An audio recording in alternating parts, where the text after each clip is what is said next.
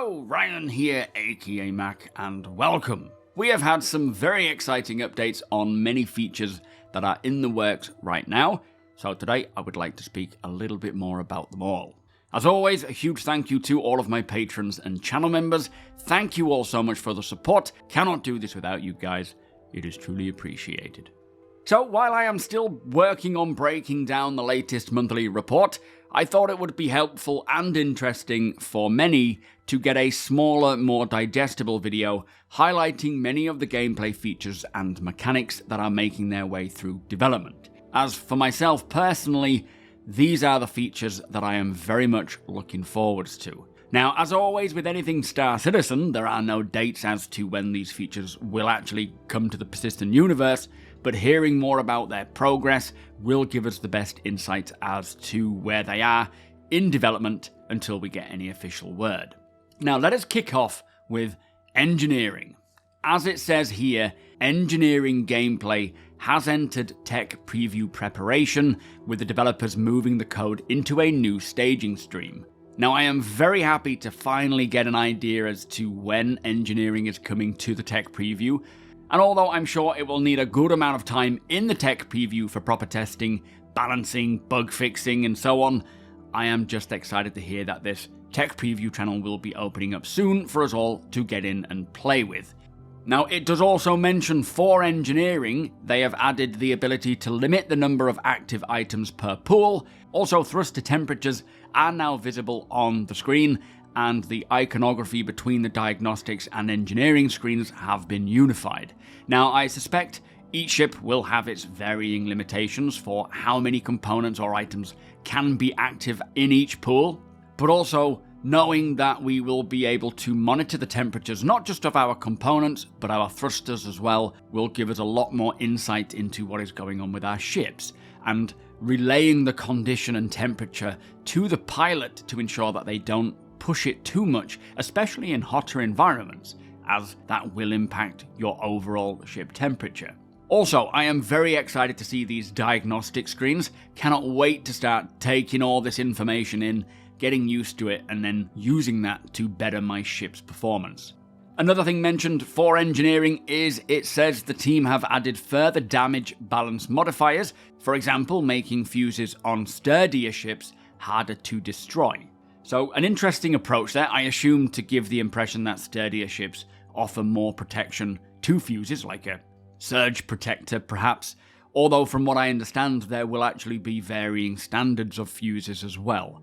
And then finally for engineering, it says diagnostics received filters and item categories to make it easier to identify critical issues. Now again, I cannot wait to be an engineer, to have these diagnostic screens, and also having these filters are 100% needed, so we can see immediately what is going wrong, what needs our attention first. But I do hope that one day, if not initially, we get to use those tablets that we see many NPCs holding to check the diagnostics and whatever else on our ships as we wander around, rather than having to resort to either a static wall-mounted MFD or, say, a MOBIGlass where you press it and you are stood in the middle of wherever you press the button. Having an actual tablet with all this information on will be really handy.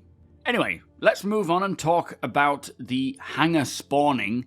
Now, those playing Alpha 4.3 PTU will notice that for the initial spawn-in, you are immediately in the hangar. Now, the monthly report mentions that the team have improved the spawning flow to allow for another attempt at spawning players directly into the hangar. I assume this is what was stopping it from releasing to live last time they tried this, and hopefully this means that for 4.3 onwards, we will have this option. But even more interestingly, it said that this work also paves the way for allowing players to spawn where they were within reason. Now, what this is referring to is how eventually we won't need beds to log out, and we'll essentially be able to log out pretty much wherever we want. Obviously, it says within reason. There will be some limitation somewhere, but I am very happy to get, albeit a tiny acknowledgement about how this big update is being worked on. As we know, bed logging will grant the player with a well-rested buff versus just logging out. But this should open the door to being able to properly explore however you want, even without a ship, being able to just wander the lands on foot, or maybe in a ground vehicle, logging in and out, or logging out and back in where you were, as and when you want to. I'm sure there will be some other limitations in terms of combat logging, but I really hope to get more insight into how all of this will actually work, learn about the limitations, know what they're planning. But again, happy to hear that the spawning flow is improving, as it does get us closer to being able to do that. Now let's move on to crafting. It very briefly says the team continued to reevaluate the scope for its first public release. Now this means they are deciding on what we, the players, will get for the first proper release of crafting.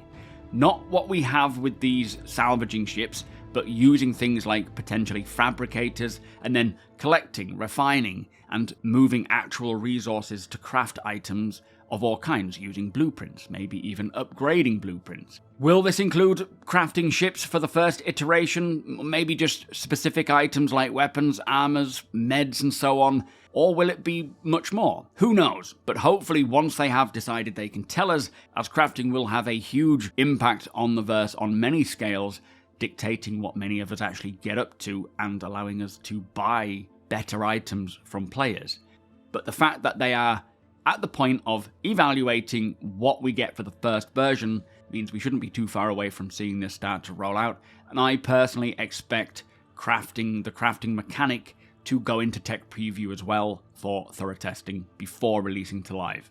Now for the new inventory UI, which we saw concepts of during Starter Doesn't Live recently, it says this has now entered development, with the team doing prep work and setting up the new canvas. So it might be quite a while yet until it is ready, but it does look very cool, and this level of stat and information getting revealed to us per item is going to be very important. I suspect it is also going to be very beneficial, or maybe even required before crafting comes along, so it could hold up crafting a little bit, but who knows. But basically this will allow us to check item quality, it'll give us all the information we need, recipe, ingredients, and so on.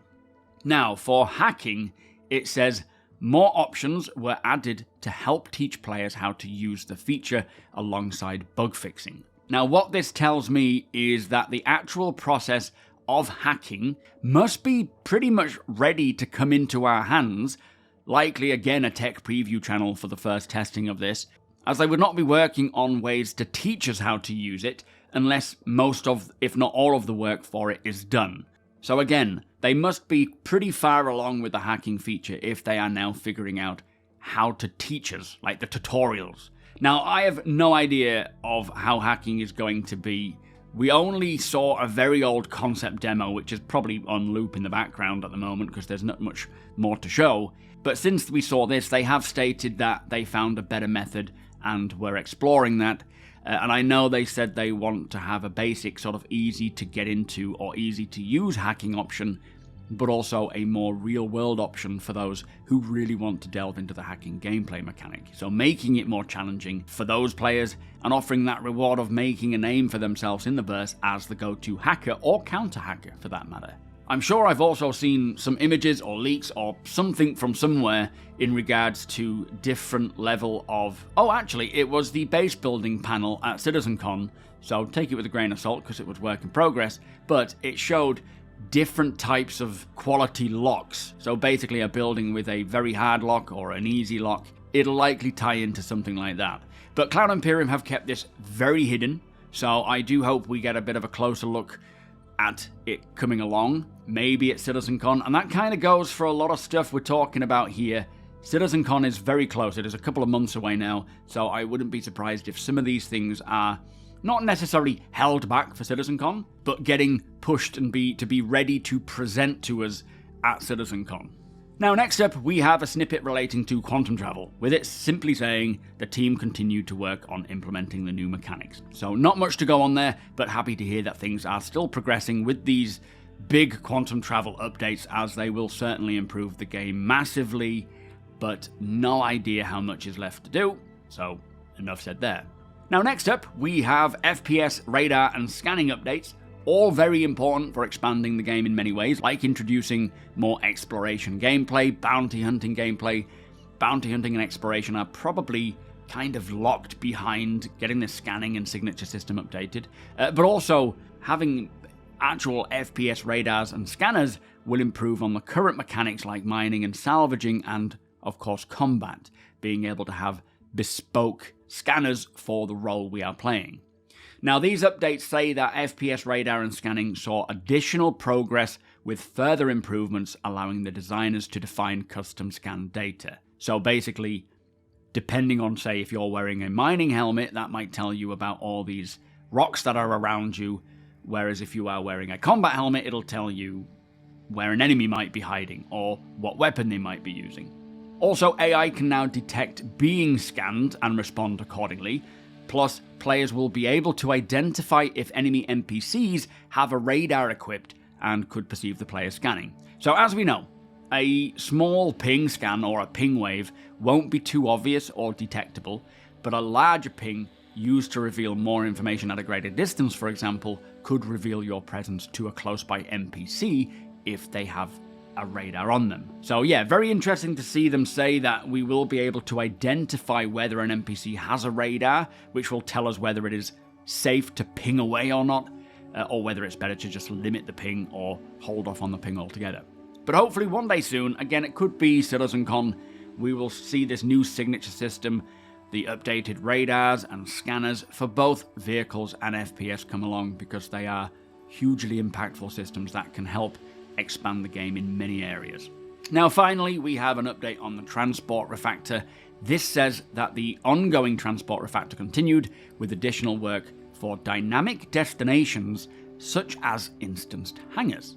Now that is pretty interesting, and I think, I could be wrong, but I think it means that we may be able to take the train directly to our hangar without having to navigate to, say, the spaceport first. Again, I don't know, but I do suspect that once we have apartments and homes in LZs, when we are spawning at an apartment complex, for example, many residential areas will have their own personal hangars, so travelling to spaceports won't be necessary. You will be living in an apartment block, they will have their own hangars attached to the building, you will just take the elevator to your hangar, rather than travelling by train to all these different spaceports. Plus, trains and the transit system needs to cater for all the other locations that will come along to cities as they expand on the different areas of cities, building upon the interiors or adding more interior locations to cities as well. So it sounds like they're really future-proofing this transit or transport refactor to make sure that it works with not just or fixes the bugs with what we have now, but works with what we have now and what is intended for the future, hopefully 1.0 and beyond.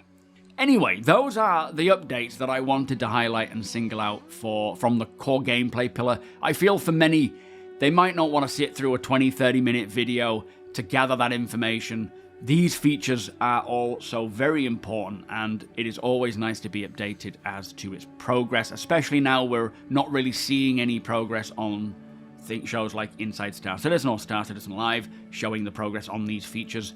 So getting it in a monthly report and getting that out to you guys, I think, is going to be appreciated.